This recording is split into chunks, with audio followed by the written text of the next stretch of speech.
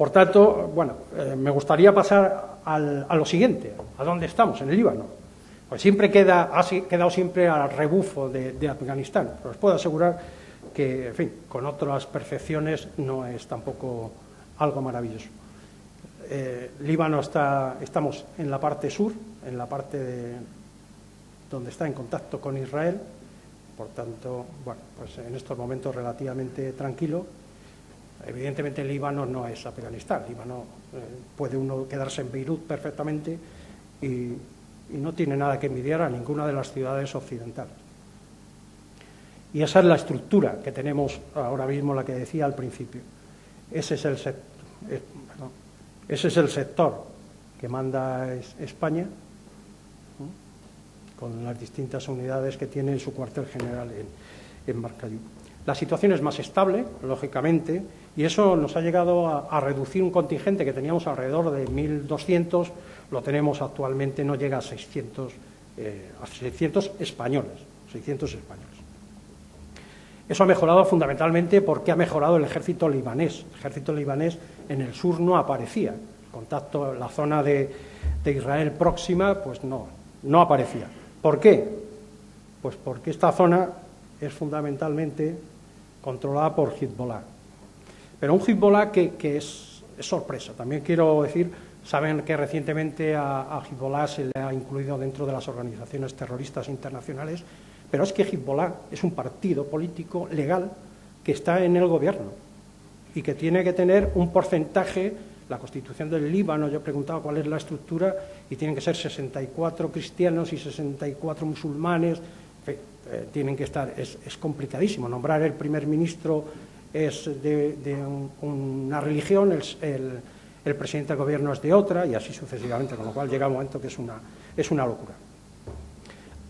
Hay variación con relación a la preparación que hemos tenido que hacer para Afganistán. Sus cometidos están más estructurados, es Naciones Unidas, por tanto, ahí entra todo tipo de naciones. India es un país desarrollado, con buen nivel. Bueno, pues Indonesia, Nepal y algunos otros como Ghana y alguno más que tenemos por ahí, pues, en fin, no son precisamente las cunas de la democracia, ¿no?, en esta historia. ¿Qué hacemos nuestras unidades allí? Pues fundamentalmente patrullas sobre lo que se llama allí la Blue Line. Eso es la Blue Line, la línea azul. Es la línea de separación, esa línea de separación que hay entre israelíes y libaneses. Esa línea no se puede cruzar, pero esa línea es una línea. Está marcada, ahí ven una especie de postes, y luego, en unos sitios por delante y en otros por detrás, hay una valla, que llaman la valla técnica. Bueno, pues eso, dicen, ¿qué problema va a generar aquí? Bueno, pues yo les cuento un poco los problemas que pueden haber. Violaciones de la Blue Line habitualmente, pero por pastores con rebaños o solo el rebaño. Eso origina unos conflictos a un lado y otro de la valla, y dirían, esta gente son un poco raros, ¿no? Bueno, pues eso es un conflicto. La caza está prohibida por los libaneses, por tanto no puede haber cazadores por allí, y no hace mucho han detenido a alguien que para cazar utilizaba una AK. Yo me parece a mí que la AK no es uno de los mejores para cazar. Tenemos que estar vigilando las municiones que están sin explosionar. Es un conflicto en el 2006 serio.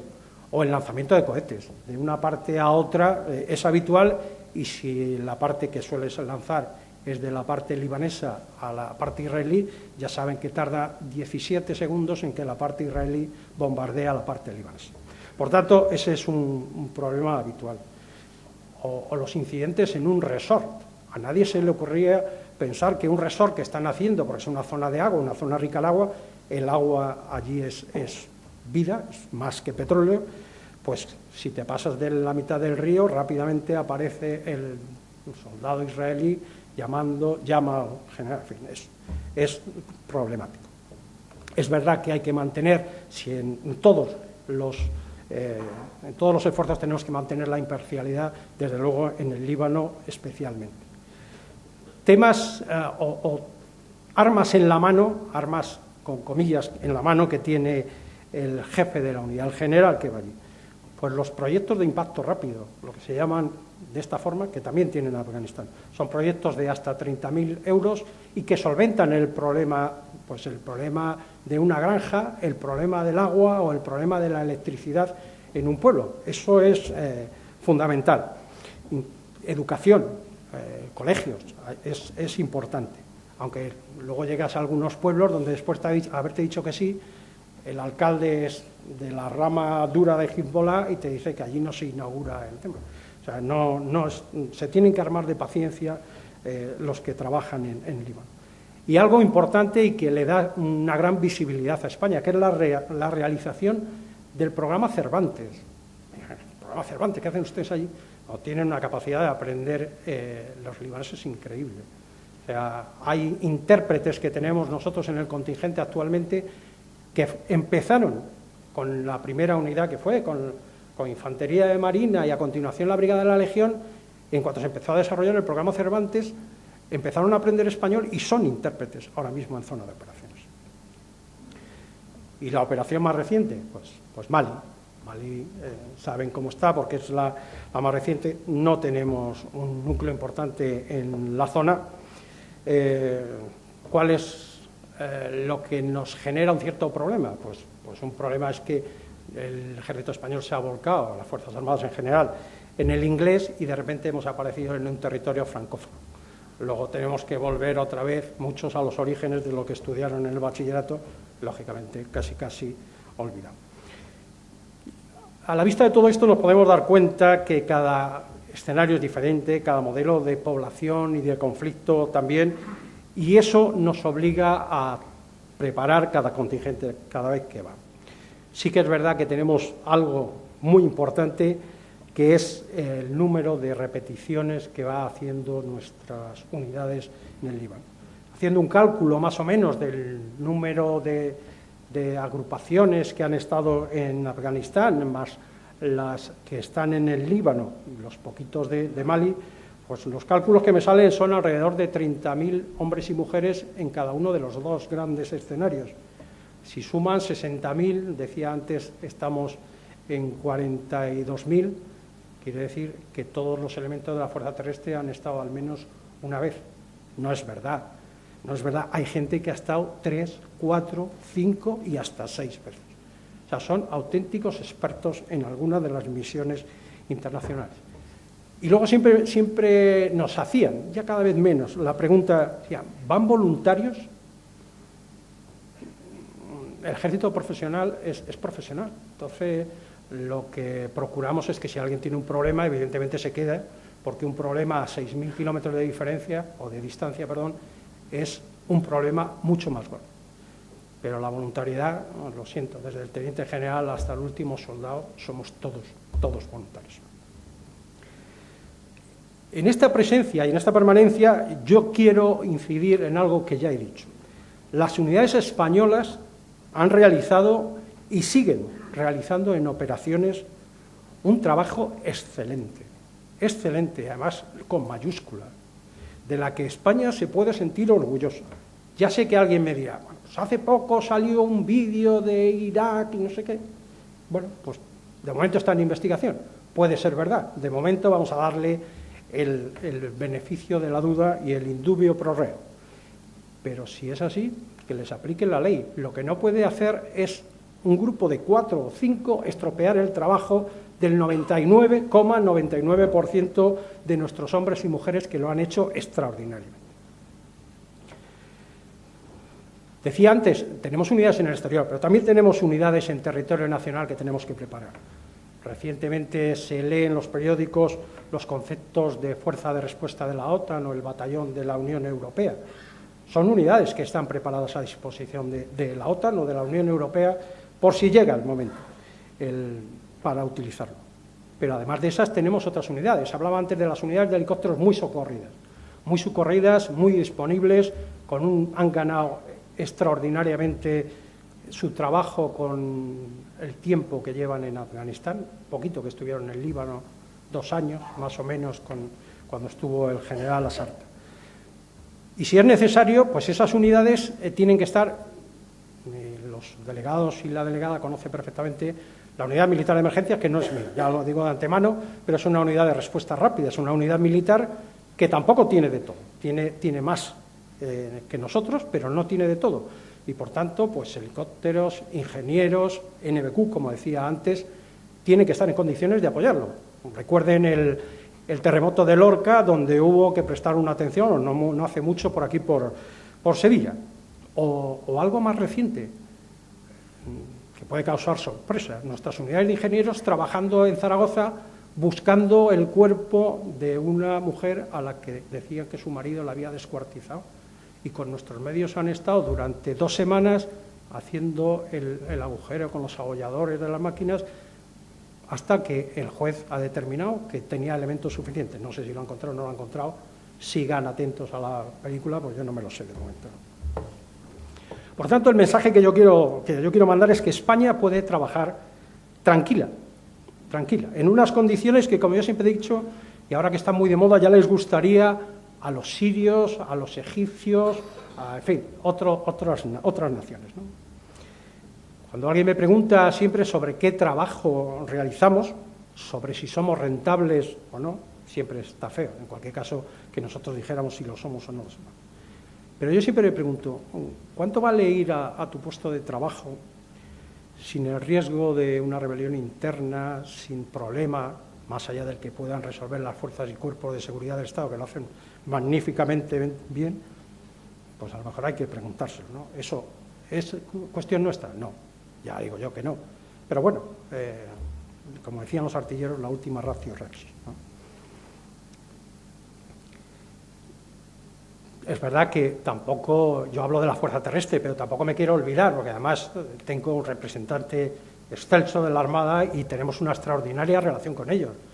No me quiero olvidar de la Alacrana, estoy hablando, perdón, de la Alacrana, del Golfo, del Índico, del trabajo que ellos están haciendo en la protección de nuestros pescadores y en muchos sitios más. O sea, que hablo de Fuerzas Armadas.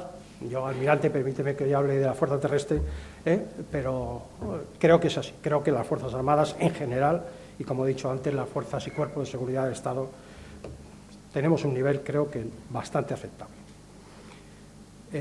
Hablando de esto, Anders Rasmussen, el secretario general de la OTAN, yo le copié una frase porque me pareció interesantísima, ¿no? Evocando los atentados de Madrid, decía: pienso lo importante que es no olvidar nunca el valor de nuestra seguridad.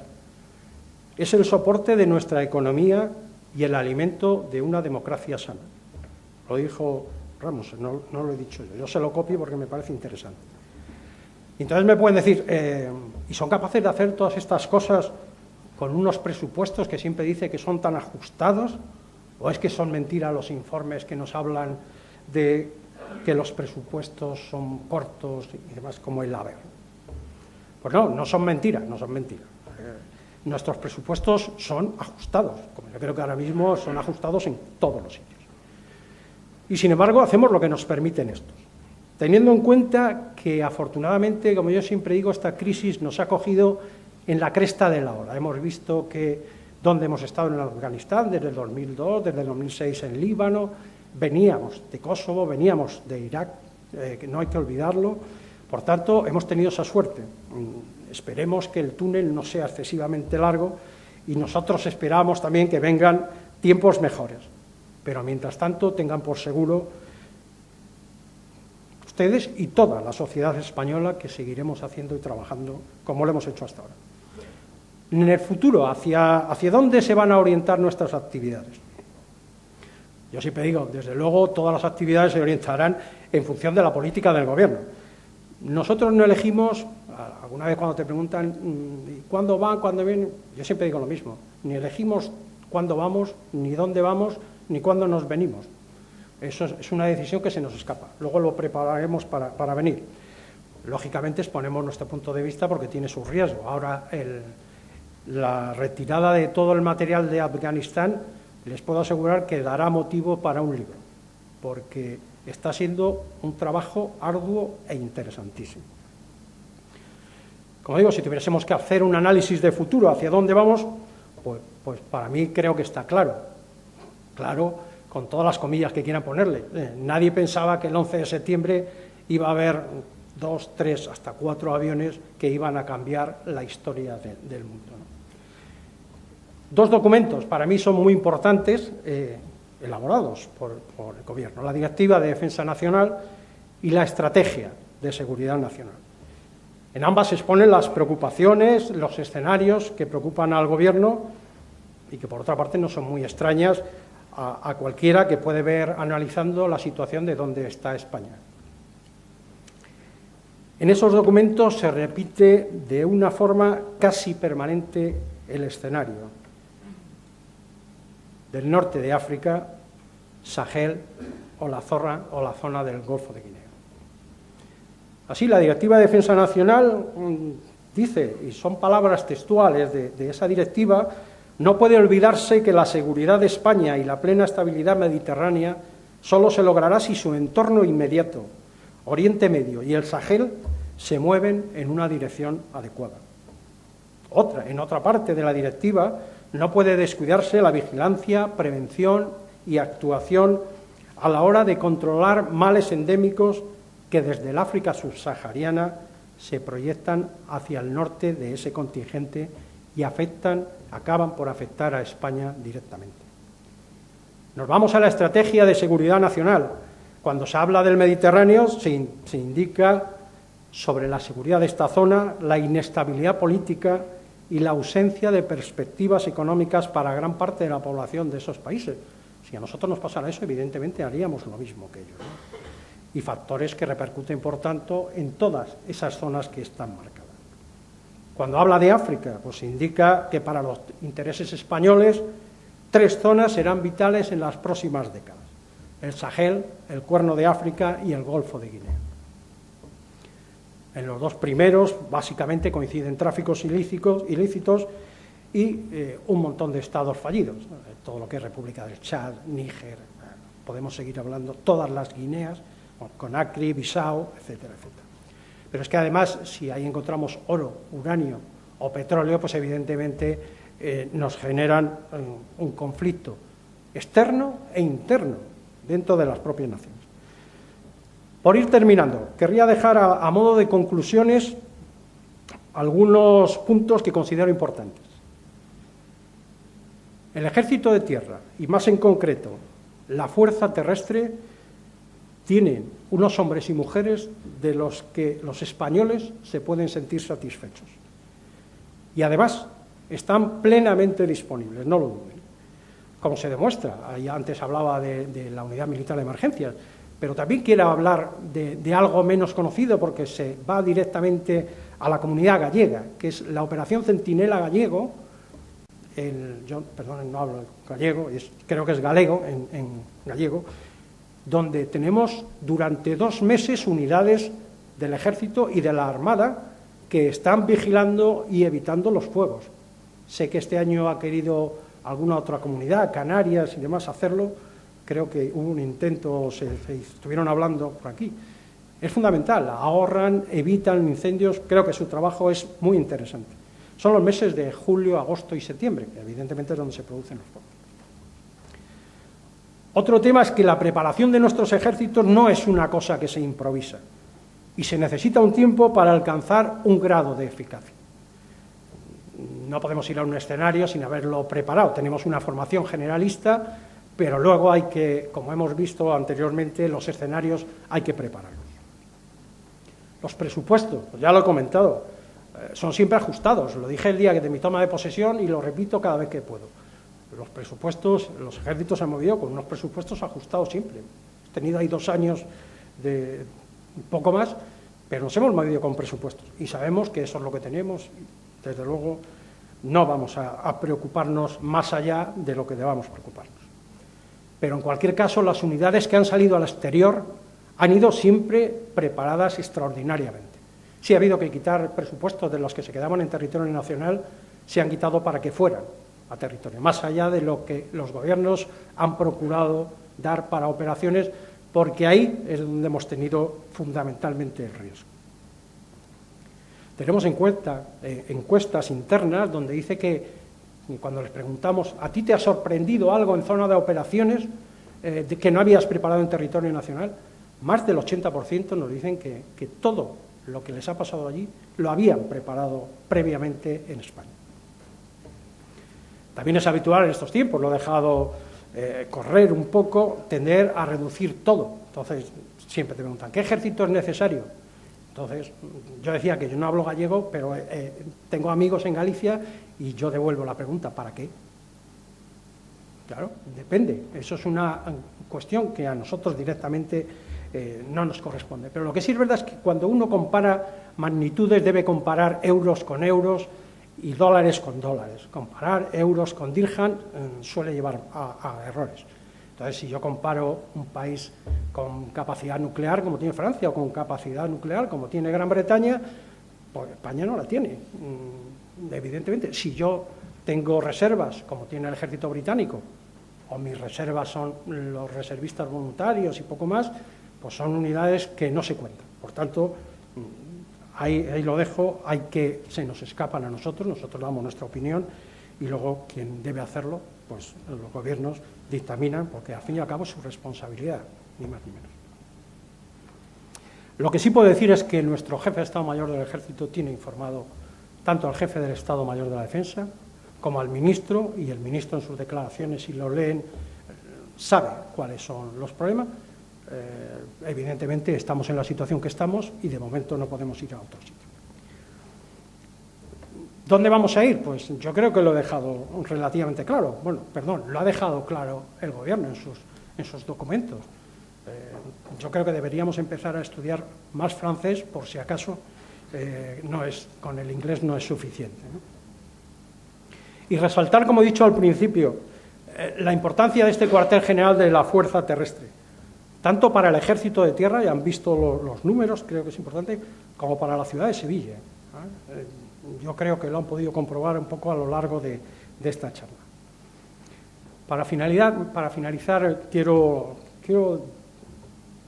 comentar o leer tres sentencias que escriben un colaborador del Instituto de Estudios Estratégicos, que señala para las Fuerzas Armadas sobre las futuras Fuerzas Armadas, dice: la realidad nos indica que el mundo del siglo XXI es un lugar peligroso, donde en ocasiones es preciso usar la Fuerza Armada como el último recurso en legítima defensa de nuestros intereses. Puedo asegurar que a todos nos gusta la paz y a nosotros los que más. Nosotros que veíamos en nuestra Academia General Militar el si vis pacem para bellum, si quieres la paz, prepárate para la guerra, lo tenemos grabado, no sabemos y hemos visto la miseria que originan todos estos conflictos. Pero alguien tan conocido, poco ya alejado en el tiempo, como don José Ortega y Gasset en la España invertebrada, nos hacía una llamada, ¿no? Un ejército no puede existir cuando se elimina de su horizonte la posibilidad de una guerra. Con esto finalizo mi intervención. Muchas gracias por la atención y reitero mis agradecimientos a la Fundación Foro Antares, en general, por haber aguantado muchas cosas que saben. Muchas gracias a todos.